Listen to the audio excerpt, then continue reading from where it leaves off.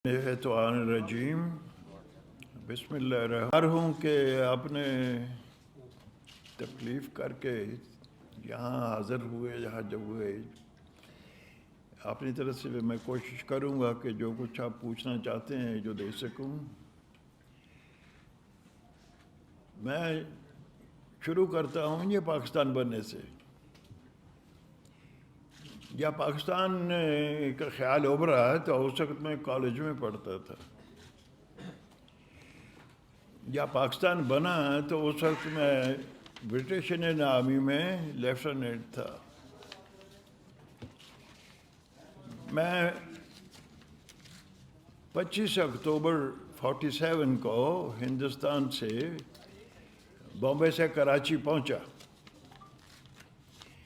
उस वक्त से फिर 30 मार्च 1980 तक मैंने फ़ौज की पाकिस्तान की खिदमत की। मतलब मैंने पाकिस्तान का ख्याल उभरते सुना, देखा, कुछ काम किया। पाकिस्तान के पास कुछ नहीं था, मेहनत की ब्यूरोक्रेसी ने, बाकी जो एजेंसीज थी सब ने, फ़ौज ने पाकिस्तान को फलते फूलते देखा। फिर उसके बाद हालात जो हुए तो पाकिस्तान को टूटते भी देखा। आज मैं एक सीनियर सिटीज़न की हैसियत से मैं अपने बच्चों से मुखातब हूँ, आपके ज़रिए से मैं कौम से मुखातब हूँ। मैं आज पाकिस्तान को डूबता देख रहा हूँ, तो मैं जो इतनी बात जो सारी कर दी शुरू से लेके आखिर तक, मुझ पे क्या गुजरती होगी। जो मेरी उम्र के लोग हैं जो कि बहुत कम होंगे, हम सर्टन इनमें से तो कोई भी नहीं है, आप इसलिए सारे बच्चे हैं। अब फ़र्क कितना है आपका मेरा, तो मैं आपको बता दूं कि अभी बाजवा साहब आर्मी चीफ जो हैं वो मेरे बेटे के क्लास फेलो हैं और इकट्ठे पढ़ते थे कॉलेज में। उनके वालिद साहब मेरे साथी थे।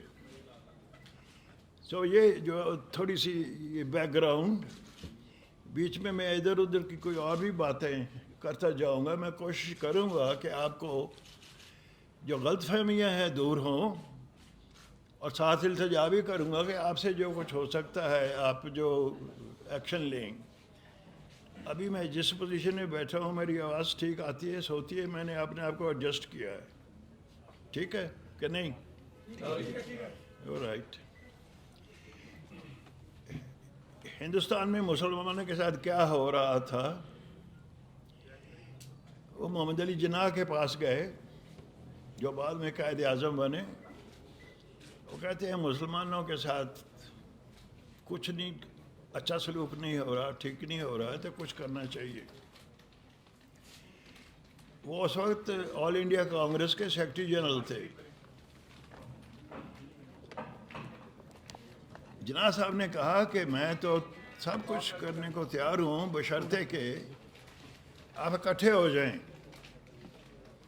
इकट्ठे हो जाएं तो फिर उसके बाद मैं आपकी मदद कर सकता हूँ। फिर उन्होंने कहा कि आप करना चाहते हैं, पाकिस्तान हासिल करना चाहते हैं, एक आपने लिए अलहदा मुल्क हासिल करना चाहते हैं, तो इकट्ठे होते हैं। तो पहली तो बात यूनिटी आ गई ना। दूसरी उसके बाद आपका अपने आप में एतमाद होना चाहिए कि जो काम आप करने लगे हैं वो हम कर सकते हैं। जो आम तासर दिया जाता है कि फेथ का मतलब है अल्लाह में, वो नहीं था। अल्लाह में फेथ तो हम मुसलमान शुरू हो जाता है जब बच्चा पैदा होता है तो कान में अजान दी जाती है, तो फेथ तो उस वक्त से शुरू हो जाता है। जो पॉलिटिकली जो बात थी फेथ थी, वो कहते थे हिम्मत करो, यकीन रखो अपने ऊपर कि हम कर सकते हैं और हम करेंगे। तो उन्होंने फेथ दिया, दूसरा पॉइंट। तीसरा पॉइंट उन्होंने दिया डिसिप्लिन। उसकी एक्सप्लेनेशन की ज़रूरत नहीं है, आप सब जाते हैं डिसिप्लिन। सब पाकिस्तान के लिए मोटो पाकिस्तान के बाप ने दिया यूनिटी, फेथ, डिसिप्लिन। میں آج جس راستے سے آیا ہوں راستے میں ادھر قائد اعظم صاحب کی تصویر لگی ہوئی ہے اور اس کے اوپر لکھا ہوا فیتھ یونٹی ڈسپلن. کیوں یہ کیوں لکھا گیا؟ کیوں اوریجنل نہیں رکھا جاتا؟ نظر نہیں آتا حکومت کو؟ آج نہیں کل کی بات. کس نے چینج کیا اور کیوں کیا؟ کیا یہ نیشنل اسمبلی نے پاس کیا تھا یا کسی ایک بندے کا کام تھا؟ میری التجا ہے حکومت سے کہ اپنا واپس اس کو جلگاؤ. فیتھ یونٹی ڈسپلن نہیں، واپس کا دو یونٹی فیتھ ڈسپلن. پہلی ریکوائرمنٹ. دوسری چیز میں آپ کو بتانا چاہتا ہوں کہ پاکستان میں سسٹم کیا ہے. کہتے ہیں سسٹم کی خرابی ہے، سسٹم بدلی ہونا چاہیے. سسٹم کیا ہوتا ہے؟ سسٹم سارے ٹھیک ہوتے ہیں، سسٹم چلانے والے یا قابل ہوتے ہیں یا نہیں چلانے والے ٹھیک ہوتے ہیں. خیال ہے سسٹم سارے ٹھیک ہوتے ہیں، چلانے والوں میں خرابی ہوتی ہے. پاکستان کا سسٹم ڈیموکریسی ہے. آگے سسٹم آف ایڈمنسٹریشن بیوروکریسی ہے.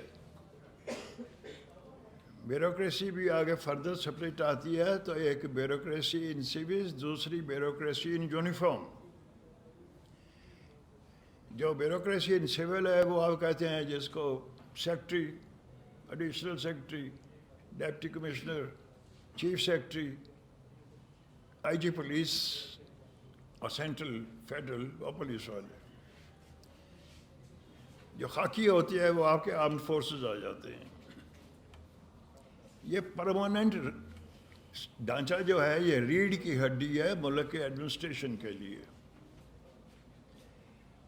یہ ڈھانچہ جو ہے قائم رہتا ہے پاکستان کو چلانے کے لیے. باقی جو وزیر آیا چلا گیا، پارٹی آئی بدلی ہو گئی چلی گئی، وہ آتے جاتے رہتے ہیں. یہ پکا کام یہ ان کا. فوج جو ہے وہ گورنمنٹ کا حصہ ہوتی ہے، علیحدہ نہیں ہوتی.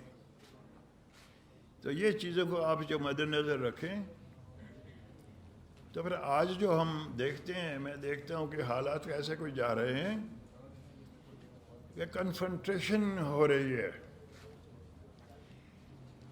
گالی گلوچ ہو رہا ہے ایک دوسرے کے ساتھ. وہ نہیں ہونا چاہیے. کون کرے گا ٹھیک؟ کیسے ٹھیک کریں گے؟ یہ آپ نے سوچنا ہے. فوج کا کہتے ہیں آپ کے کانسٹیٹیوشن کے مطابق اس کا کام ہے سرحدوں کی حفاظت کرنا. بجا سرحدوں کی حفاظت کیوں کرتے ہیں؟ کس واسطے آپ کہتے ہیں سرحدوں کی حفاظت کرو؟ ملک جو ہوتا ہے کہ اس میں 3 موٹی چیزیں ہوتی ہیں. رقبہ ہو تو ملک ہوتا ہے، اگر رقبہ نہ ہو، زمین نہ ہو تو ملک نہیں ہوتا. آبادی، نفوس.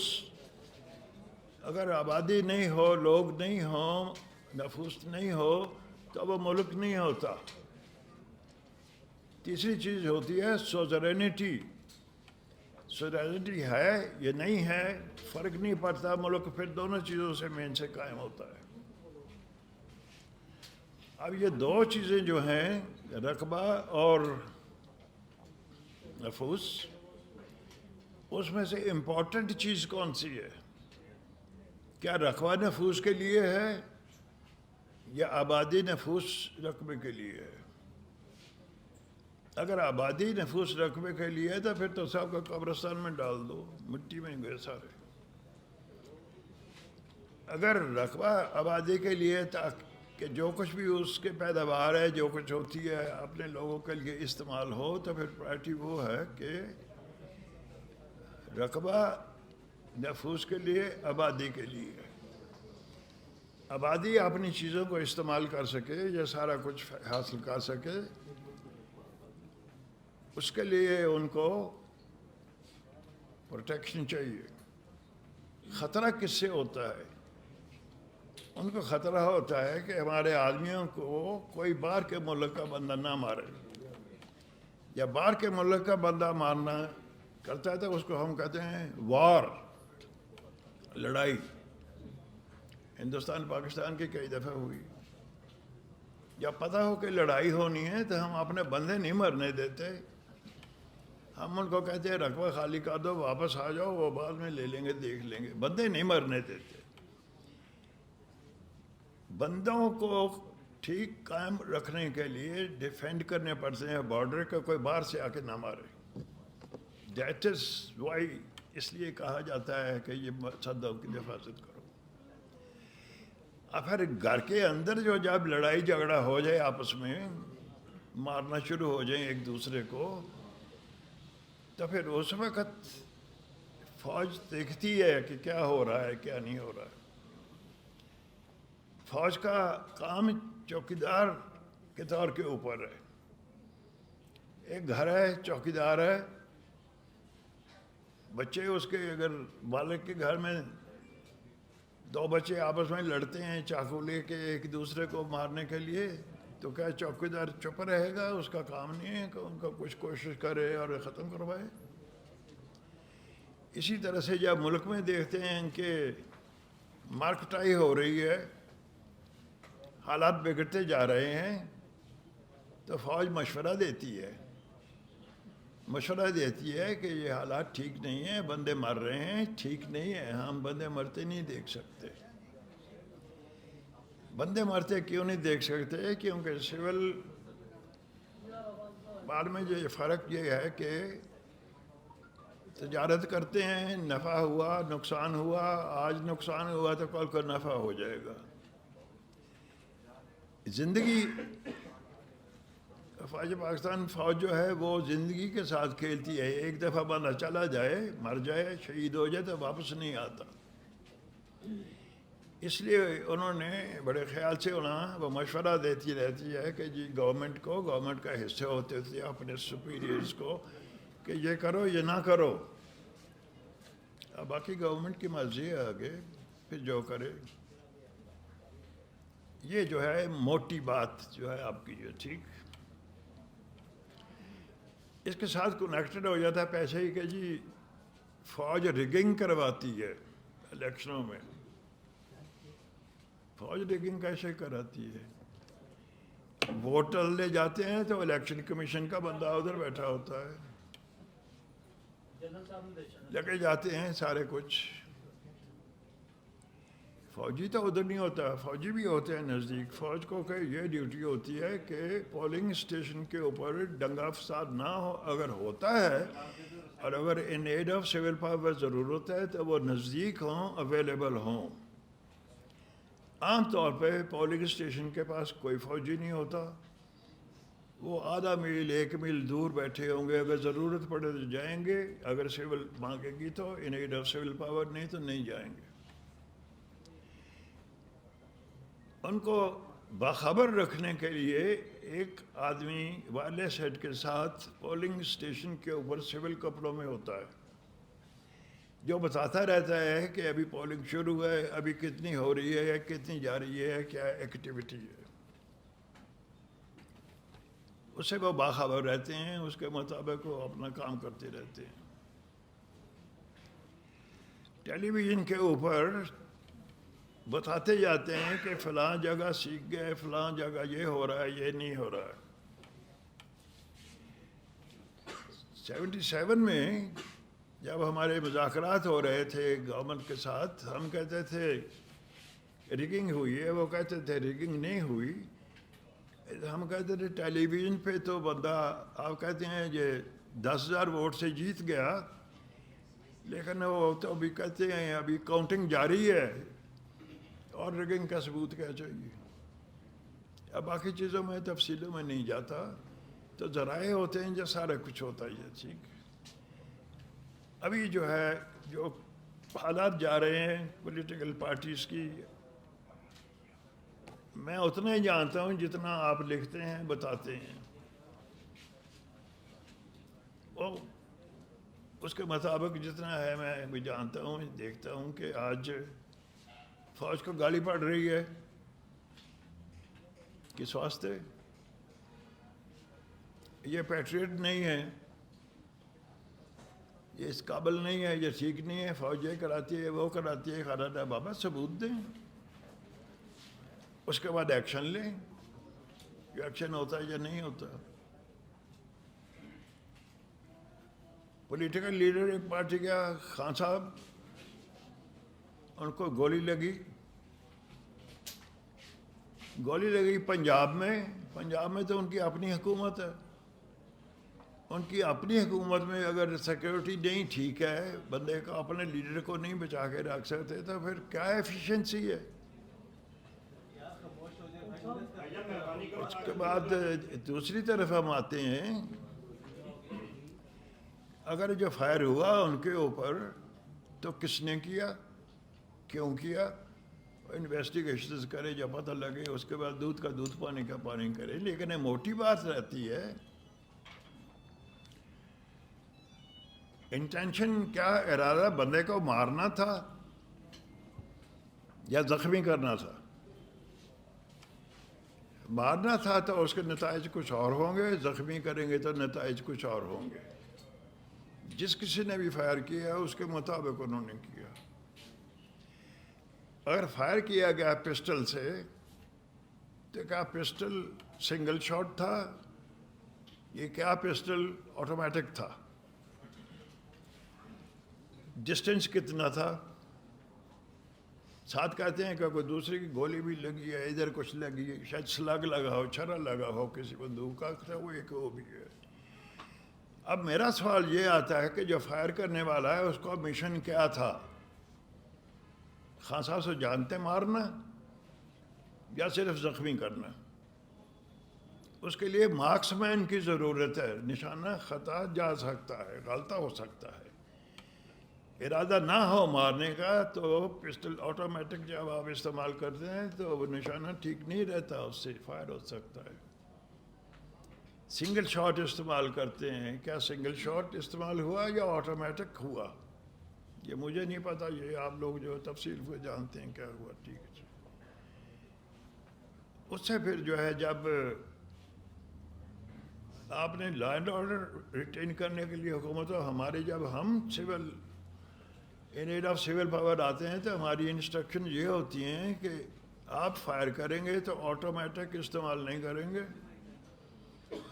سنگل کارٹریج لوڈ کریں گے، سنگل فائر کریں گے اور حکم دیں گے کہ فلاں بندے کے اوپر فائر کرو،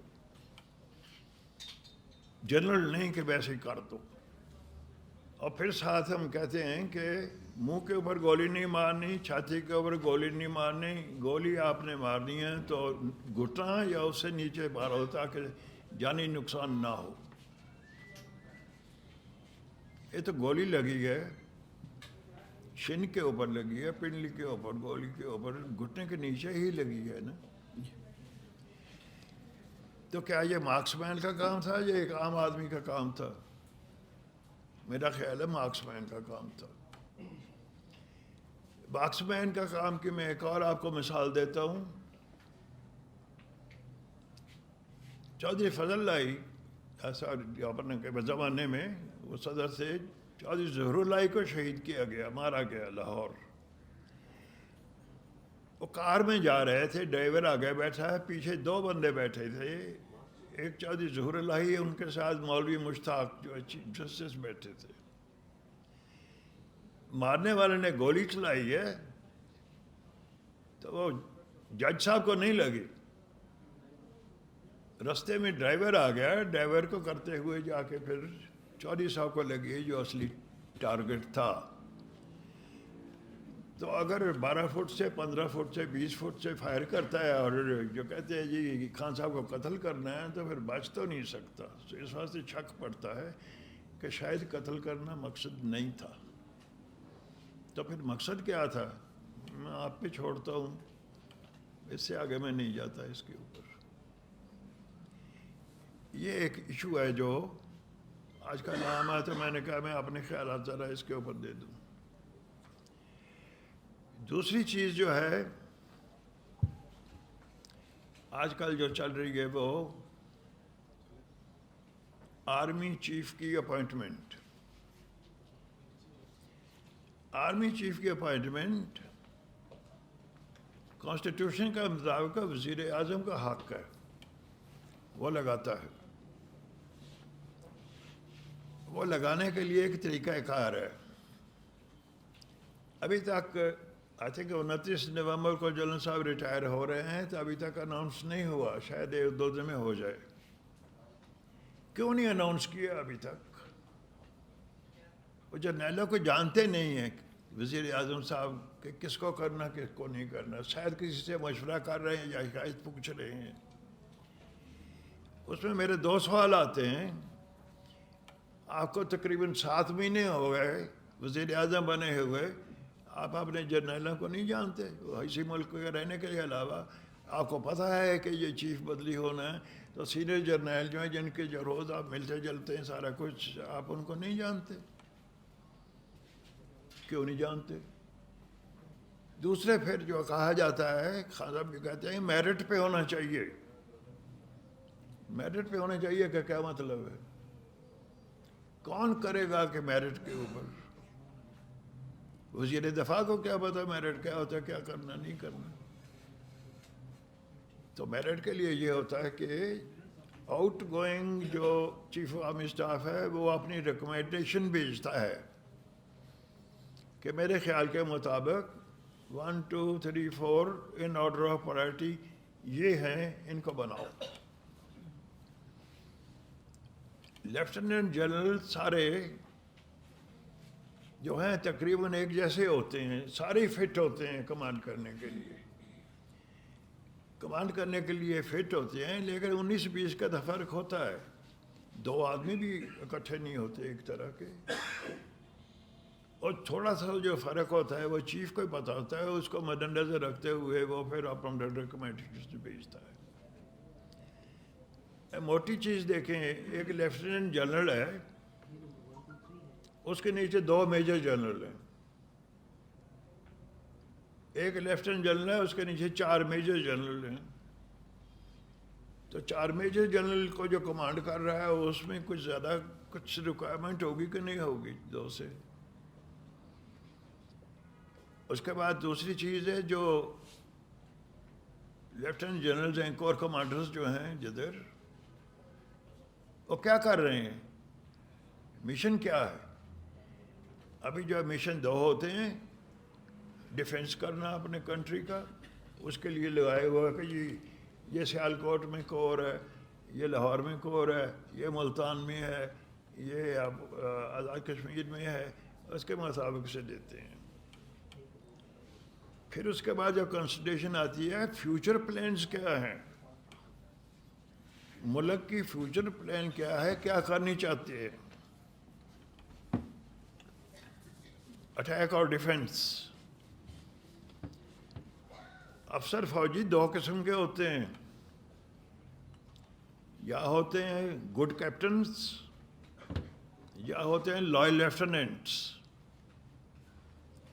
اگر حکومت کی مالک کی ضرورت ہے لائل لیفٹیننٹس, تو وہ کبھی کسی اچھے جرنیل کو چیف نہیں بنائے گا.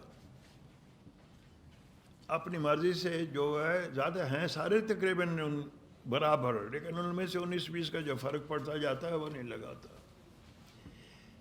اگر ریکوائرمنٹ ہے ڈیفنس کرنا, کسی ساتھ والے ملک کو فتح کرنا یا کرنا ہے فوجی پروفیشنل, تو then you need a good captain. Pakistan میں اس کو مد نظر رکھے ہوئے آرمی چیف جو ہے وہ ریکمنڈیشنز دیتا ہے. ان ریکمنڈیشنز کے اوپر پھر وزیر اعظم جو ہے اپنا حکم جاری کر دیتا ہے. پھر جو آ جاتا ہے کہ مشن کیا ہے, کون آدمی زیادہ سوٹیبل ہے, کون زیادہ سوٹیبل نہیں ہے. جس نے کبھی سندھ میں نوکری نہیں کی, ڈیزرٹ میں, جو کہ ریکوائرمنٹس اور ہوتی ہیں, وہ پہاڑی علاقے میں فٹ نہیں ہوتا. جس نے پہاڑی علاقے میں کتنا ہوتا نہیں ہوتا. اس لیے گرومنگ ہوتی ہے. فوج میں ٹریننگ دی جاتی ہے، گرومنگ کی جاتی ہے کہ نیکسٹ ٹاسک کے لیے کون کس طرح سے قابل ہوتا ہے، تو پھر جا کے کہیں ریکمنڈیشنز جاتے بنتی ہیں، ایک دم جو ہے نا نہیں ہوتی۔ میں ملٹری سیکرٹری رہا ہوں جی ایچ کیو میں، بھٹو صاحب کی حکومت تھی، ایک سلیکشن بورڈ ہو رہا تھا، بریگیڈیئر سے میجر جنرل کا نہیں، میجر جنرل بنانے کے لیے بریگیڈیئر سے، تو ہم جو ممبرز سارے بورڈ کے تھے، جرنیل سارے فائٹنگ آرمز کے دوسرے، وہ پھر دیکھتے ہیں ہنگالتے ہیں کہ جی سیکنڈ لیفٹیننٹ جب بنتا ہے پی ایم اے سے، اس وقت سے لے کے بریگیڈیئر تک وہ سارے کا سارا اس کی ایکٹیویٹیز دیکھتے ہیں، کوئی کدھر رہا کوئی کدھر رہا کیسے رہا نہیں کہا۔ بھٹو صاحب ادھر پرائم منسٹر کے طور پہ بیٹھے ہیں، تو انہوں نے ریسرچ جب بریک ہوئی تھوڑی ٹی بریک، تو انہوں نے فرمایا کہ یہ سیکنڈ لیفٹیننٹ سے اوپر تک سارے کی کیا ضرورت ہے، آپ صرف لیفٹیننٹ کرنل سے لے لیں، لیفٹیننٹ کرنل سے بریگیڈیئر بنا وہ لے لیں، بریگیڈیئر سے میجر جنرل آپ دیکھ رہے ہیں، تو 4-5 سال کی اس کی ایکٹیویٹی دیکھ لیں۔ ہم اس کے ساتھ ایگری نہیں کرتے۔ میں نے جواب دیا، میں کہ سر آج ایک آدمی وہ جلیبیاں نکال رہا ہے بنا رہا ہے، وہ کل کو وزیر بن جاتا ہے، بن سکتا ہے، کوئی چیز نہیں چاہیے، میجر سے میجر جنرل نہیں بن سکتا، دیٹ از دا ڈفرینس۔ جو پکا بنتا ہے صبح سے آہستہ سٹیپ بائی سٹیپ آتے ہوئے کرتے تک دم پخت ہوتا ہے، وہ چیز اور ہوتی ہے۔ دیکھ میں آپ کو 100% سچی بات بتا رہا ہوں، جھوٹ بولنا میری عادت نہیں ہے، جھوٹ نہیں بولتا ہوں، اللہ کا کرم ہے۔ اگر جھوٹ بولنے کی ضرورت ہے میں جواب نہیں دیتا، ختم۔ یہ ساری چیزیں جو ہیں بیچ میں آتی ہیں، تو پھر میرٹ کی بات کر رہے ہیں، پھر جا کے کہیں میرٹ بنتا ہے کہ ریکوائرمنٹ کیا ہے کیا نہیں ہے کیا نہیں ہے۔ جن ملکوں میں سینیورٹی کے اوپر چلتے ہیں ادھر میں عام طور پہ یہ ہوتا ہے اذان ہو رہی ہے، اذان ہو رہی ہے، یہ میرے